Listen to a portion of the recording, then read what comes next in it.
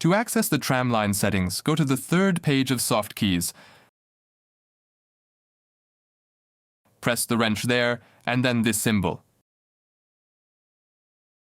Here you can make your entries for the tramlines. The rhythm is then created automatically.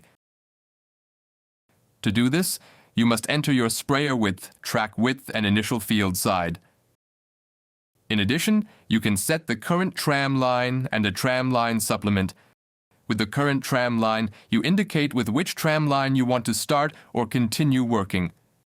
The tramline supplement increases the seating rate of the rows next to the lane, because there is more standing space due to the missing row. Now we go back to the work screen.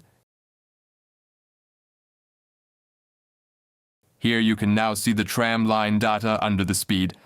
The 1 stands for the tramline in the rhythm. On the second page of the soft keys, you can pause the rhythm as well as advance or rewind tracks.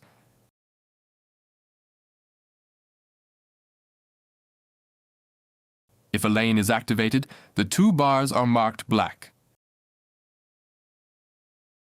and the activated rows are faded out.